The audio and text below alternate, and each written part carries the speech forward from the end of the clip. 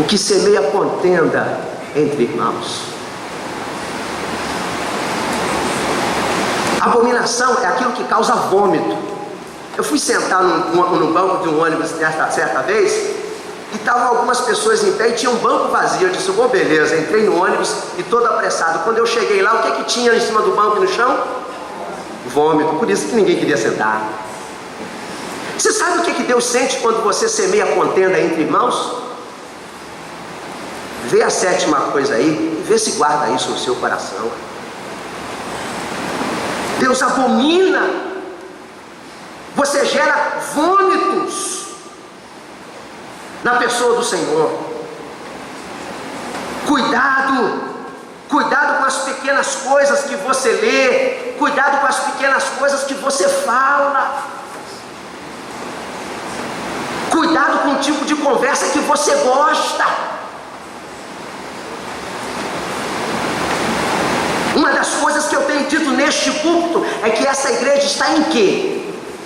Paz. Não esqueçam disso. A igreja está crescendo porque está em paz. Cuidado para você não ser instrumento do diabo nesse lugar. Se você é instrumento do diabo, vá para outro lugar, mas não fique aqui. Estou falando como pastor, como autoridade pastoral.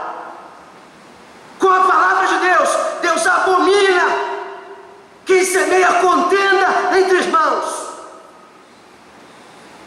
Se esse é o seu objetivo, procure outro lugar. Você está no lugar errado, porque esse lugar é de Deus, essa igreja é do Senhor Jesus, e esse lugar, tenho dito, é um lugar de paz. Cuidado com o tipo de conversa que você gosta. Cuidado com certas amizades que deveriam ser cortadas logo no início.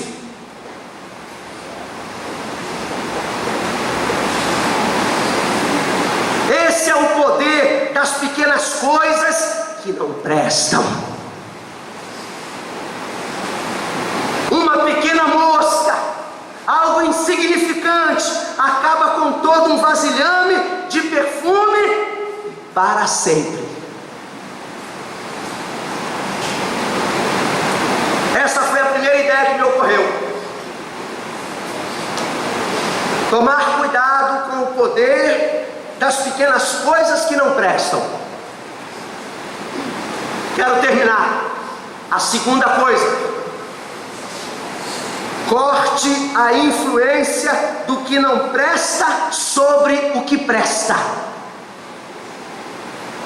Vou repetir. Corte a influência do que não presta sobre o que presta.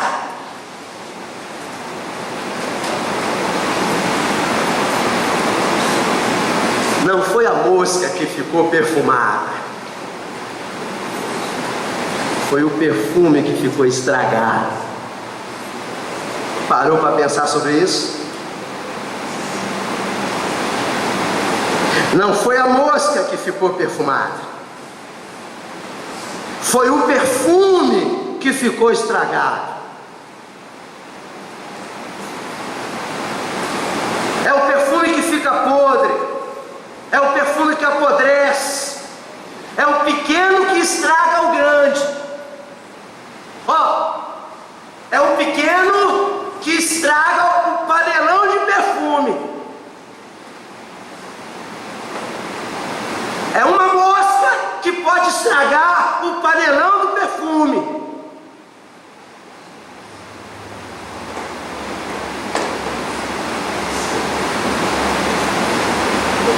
Não se tira de lá uma mosca cheirosa.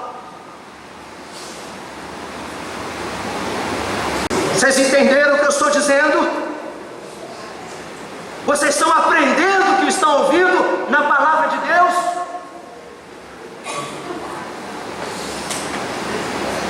Estão guardando isso no coração?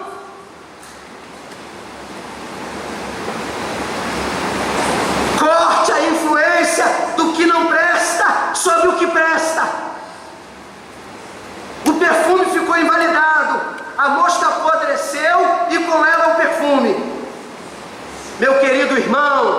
minha querida irmã, o poder do mal é terrível.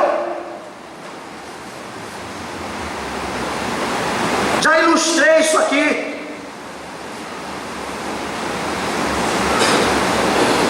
Senta ao lado de um cara saradão aí, se você vai ficar sarado. Corpo malhado, corpo hercúleo, bonito igual o meu assim. Fica ao lado de um cara saradão, para ver se você fica com o mesmo músculo. Mas fica ao lado de uma pessoa gripada.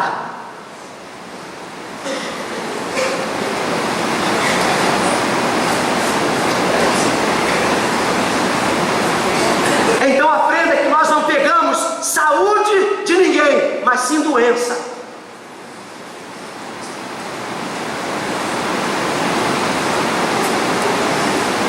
Você não vai pegar saúde se ficar ao lado de alguém sarado, mas fique ao lado de alguém que está fungando o nariz, espirrando o tempo todo, você vai ficar gripado. Saúde nós não pegamos dos outros, mas imediatamente nós pegamos doença dos outros. É incrível a capacidade do mal.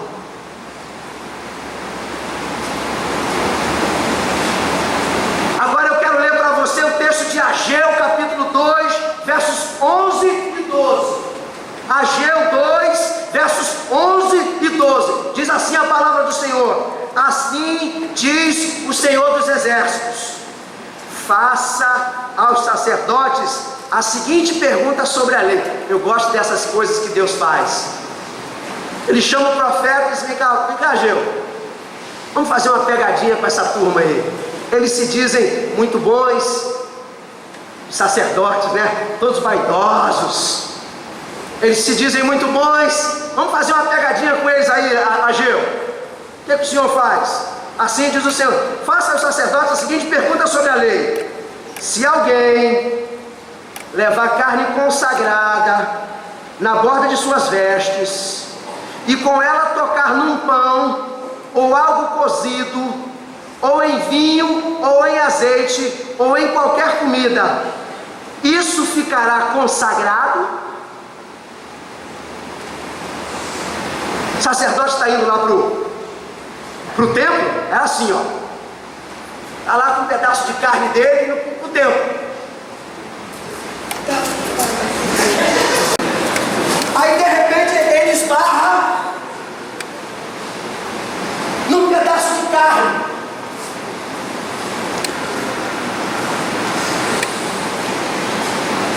Toca lá num pedaço de pão ou algo cozido. A pergunta ao sacerdote foi essa: isso ficará consagrado? Porque você esbarrou nisso? Que foi que eles responderam? Não, claro que não. Muito bem. Lá vinha o sacerdote carregando a coisa santa, lá no seu roupão, né? Ele esbarrava numa coisa não consagrada. O pão, o azeite, não era consagrado. Aquela coisa tocada pela coisa consagrada não se tornou consagrada, porque ele esbarrou, aquilo que ele esbarrou ficou consagrado. Ela continuou como era. Aí ele perguntou, lá no versículo 13, tem a segunda pergunta: se alguém ficar impuro por tocar num cadáver e depois tocar em alguma dessas coisas, a pessoa ficará impura? E eles responderam: sim, vai ficar impuro. O sacerdote não podia tocar no cadáver, porque se ele tocasse, ele se tornava impuro. Tocou em coisa que não presta, ele se tornava impuro. Esta é a influência do que não presta sobre o que presta. Dessa influência nós precisamos aprender o seguinte: a fugir do mal, a fugir do erro, a fugir do pecado. Eu quero voltar só para você ter um entendimento mais amplo, lá em Provérbios 6. Rapaz, esse texto é de uma profundidade, de algo assim espetacular. Dá vontade de ficar a noite toda pensando e lendo sobre isso. Provérbios capítulo 6, olha o finalzinho do versículo 15. Talvez você conheça alguém, ou você possa estar vivendo isso. Olha o que diz o versículo 15. Presta atenção. Vou ler o 14 para você entender o 15. Olhe bem. Perversidade há no seu coração, todo o tempo maquina o mal, anda semeando. Agora olha o 16. Melhor o 15, desculpe, o 15. Pelo que a sua destruição virá o quê? Subitamente será quebrantado. Porém, olha, tem gente levando pau na vida o tempo todo e não vai aprender nunca, cara. Tem gente levando cacetada a vida toda e não aprende isso. A se libertar de contenda, a fechar a sua boca, a falar aquilo que promove a glória de Deus, ele não fala, vive apanhando. Olha o texto aí na sua frente, aí você leu. Olha o texto aí, ó. Deus quebranta, mas o sujeito não aprende. É o que o texto diz, cara. Deus leva ele para a experiência de quebrantamento, mas assim diz assim, sem que haja cura. Tem gente que leva a pau a vida toda e não aprende, não se conserta, não muda. Não há cura, não há mudança. E muitas vezes na igreja nós temos que conviver com essas pessoas. E a gente sabe que não vai mudar. Não poucas vezes eu converso com a minha esposa, que ali vocês podem conversar com ela sobre isso. Às vezes eu falo para ela, minha filha, a sua mãe, a minha sogra, levou a vida toda aprendendo, ela não vai aprender agora. Pergunte a ela se eu não falo isso. Há mais de 30 anos no Evangelho, mas não vai mudar mais. Está com 87 anos. 87 anos, não vai mudar. Há mais de 30 anos. Isso eu falo da minha sogra para minha mulher. Eu amo a minha sogra, mas eu sei que há coisas que ela não vai mudar. Embora a Bíblia ensine, embora o Gelo ensine, embora a filha ensine, mas ela não vai mudar. Não vai haver cura.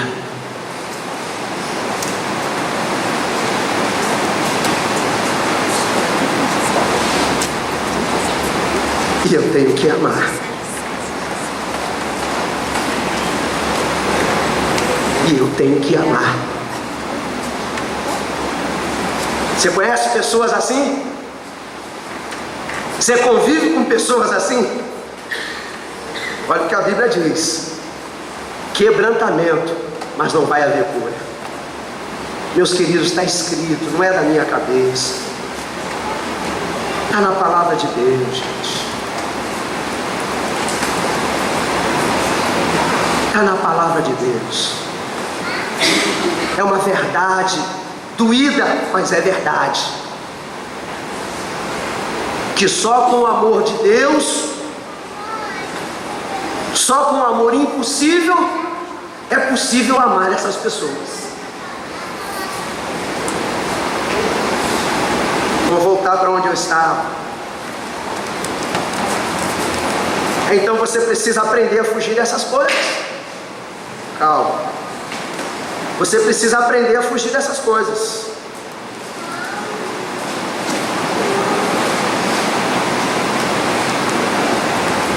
Fugir da influência do que não presta sobre o que presta. A fugir do mal, a fugir do erro, a fugir do pecado. Presta atenção. Fugir dessas coisas não é covardia. Dá uma catucada nesse cara, nessa menina que está do teu lado. Diz aí, fugir dessas coisas não é covardia. Diga! Pode falar, agora é para falar. dessas coisas não é covardia. Aprenda isso. Eu sei os meus limites. Eu sei até onde eu posso ir. Preste atenção. Todas as pessoas que um dia caíram sabiam os limites das suas forças. Todas as pessoas que um dia caíram sabiam os limites das suas forças. Sabiam até onde podiam ir. Sabiam o que podiam fazer e o que não podiam. E depois não conseguiram resistir.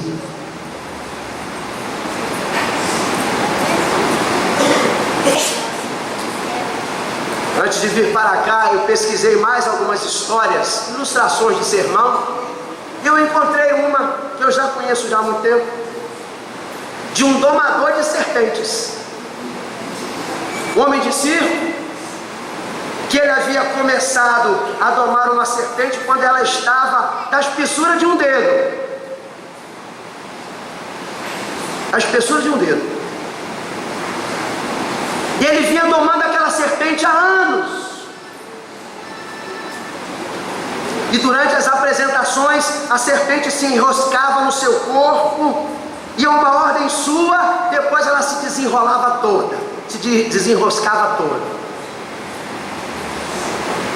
Mas uma certa hora de suas apresentações, alguma coisa estava errada. A serpente não se desenroscou dele, e o homem estava com dificuldade para respirar. Ela cresceu, e a serpente foi apertando pouco a pouco, e o auditório ouviu o barulho dos ossos sendo quebrados, e a serpente o matou.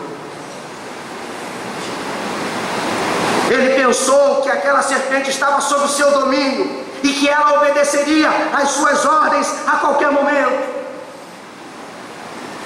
Ele pensou que tinha aquela serpente sob controle, desde que quando era da espessura de um dedo, que ele poderia então apertá-la e tê-la matado.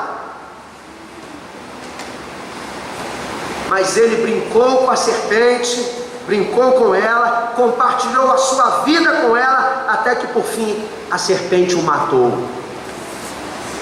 Muitos de nós brincamos com situações irregulares em nossa vida.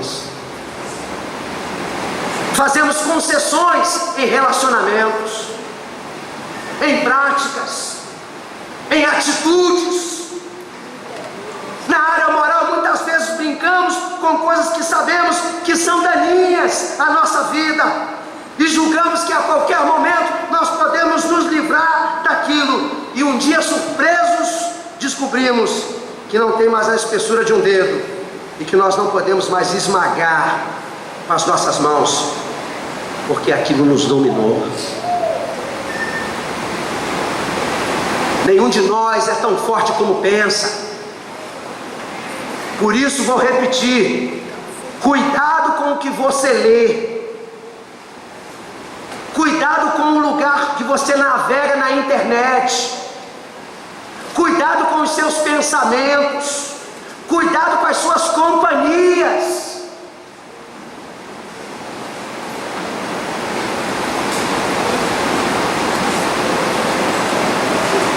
E muitas vezes até a companhia de membro de igreja não presta, não edifica. Vocês não crentes, não se escandalizem não, mas é fato.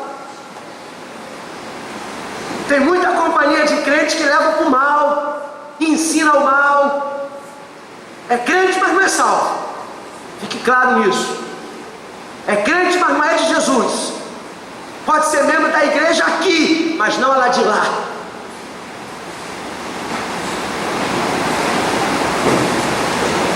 Mas há uma outra questão, e para não terminar tão negativamente, eu quero lhe dizer uma coisa. Assim como Deus gosta de perfume e pôs perfume na natureza, Ele também pediu perfume no culto. 2 Coríntios 2,15 diz que as pessoas que são crentes são o quê? O bom perfume de Cristo. Eu estou falando de salvo. Estou falando de membro de igreja, não. Estou falando de salvo. 2 Coríntios 2,15 diz que nós somos o bom perfume de Cristo. Para Deus, diz o texto, nós somos o aroma de Cristo entre os que estão sendo salvos e os que estão perecendo.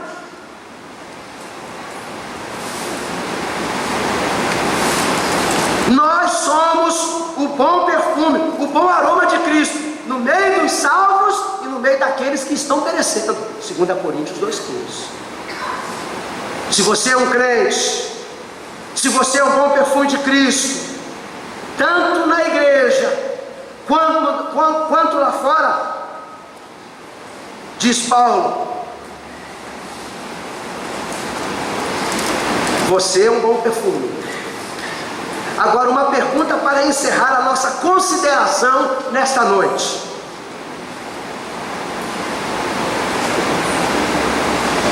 Quais são aqui os crentes? Levante a mão, por favor, os salvos por Jesus. Levante a mão.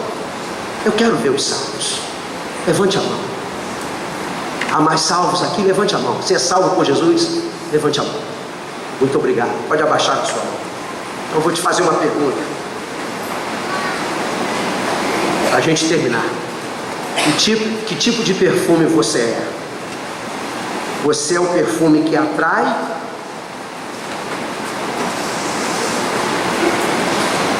Ou aquele que as pessoas se distanciam?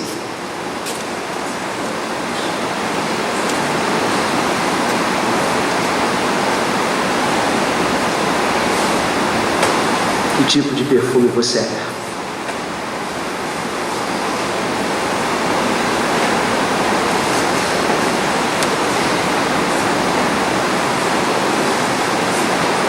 Você é aquele perfume que atrai, que as pessoas têm vontade de ficar perto de você? Ou você é aquele perfume que as pessoas querem se distanciar de você?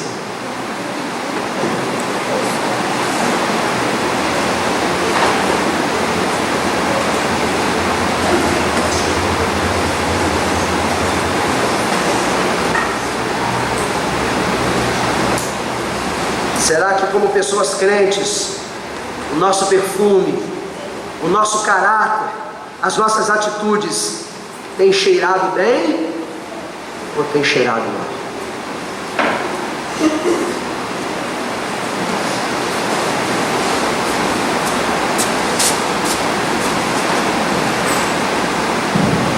Meu amado irmão, minha querida irmã, nós somos o bom cheiro de Cristo. A primeira igreja batista de Barros Filho, aqui é o grande panelão do perfume de Deus. Por isso,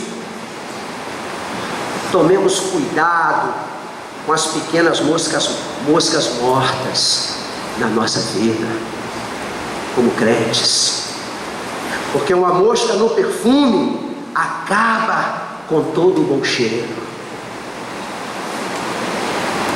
Agora, se você ainda não é um crente, se ainda não foi transformado em perfume de Cristo, até o dia de hoje,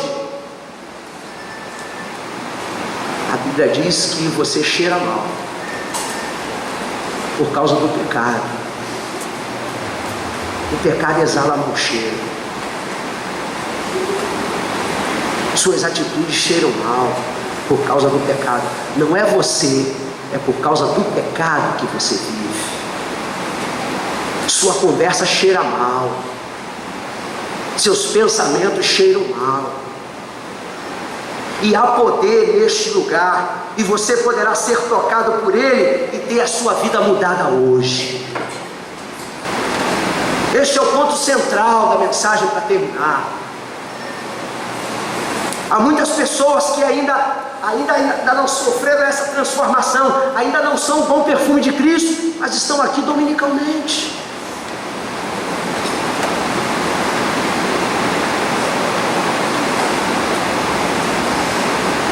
Outra segunda palavra que nós lemos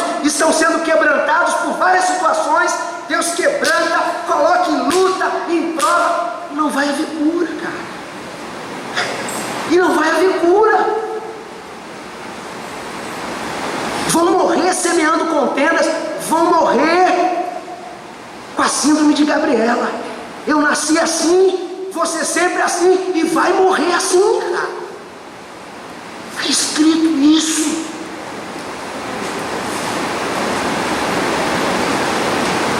Mas se você deseja experimentar o poder de Deus na sua vida, não apenas ser tocado como Ele está tocando você nesta noite, mas ser transformado. Suas lágrimas não mudam o seu coração, seus bons pensamentos não mudam o seu coração. O que muda a sua vida é uma pessoa, é Jesus na sua vida, é Jesus sendo o Senhor absoluto da sua língua, da sua mente, dos seus pensamentos. Se Ele não estiver reinando em todo o seu ser, você vai continuar cheirando mal por causa do pecado na sua vida.